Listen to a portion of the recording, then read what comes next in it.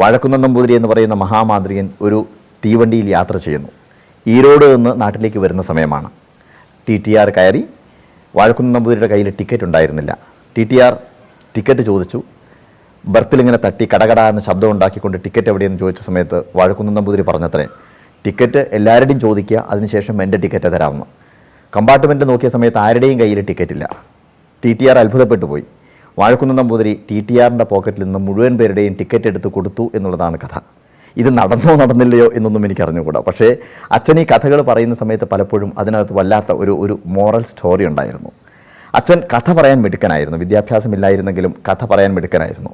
ഓരോ കഥ പറയുന്ന സമയത്തും അച്ഛൻ്റെ കണ്ണിൽ അതിൻ്റെ ഭാവം പുറത്തു വരും. അന്ന് അച്ഛൻ വൈകുന്നേരങ്ങളിൽ എനിക്ക് ഓർമ്മയുണ്ട്, രാത്രി കിടക്കുന്ന സമയത്ത് അച്ഛൻ സ്ഥിരമായിട്ട് പറയുന്നൊരു കാര്യമുണ്ട്. രാമായണത്തിൽ ലക്ഷ്മണൻ സീതയോട് പറയുന്നൊരു വാക്യം, ഒരു ചരൽക്കല്ലിന് ഒരു തടാകത്തെ മുഴുവൻ ചലിപ്പിക്കാൻ സാധിക്കുമെങ്കിൽ സ്നേഹം എന്ന പ്രതിഭാസത്തിന് ഈ പ്രപഞ്ചത്തെ മുഴുവൻ ഇളക്കിമറിക്കുവാൻ സാധിക്കും എന്നുള്ളത്. അച്ഛൻ്റെ ഭാഷ ഇങ്ങനെയൊന്നും ആയിരുന്നില്ല, പക്ഷേ വളരെ കൊളോക്കിയലായിട്ടാണ് അച്ഛന് പറയുക. പക്ഷേ ആ പറയുന്ന കാര്യം പിറ്റേ ദിവസം അച്ഛൻ എനിക്ക് കാണിച്ചു തരും. ഞാൻ ചോദിക്കുന്ന സമയത്ത് സ്കൂളിൽ നിന്ന് വന്നു കഴിഞ്ഞാൽ അച്ഛൻ ഞങ്ങളുടെ വീടിൻ്റെ തൊട്ടടുത്തൊരു കുളമുണ്ട്. ആ കുളത്തിൻ്റെ അടുത്ത് പോയി കഴിഞ്ഞതിന് ശേഷം ഒരു ചരൽക്കല്ലെടുത്ത് ആ കുളത്തിൻ്റെ നടുവിലേക്ക് എറിയും.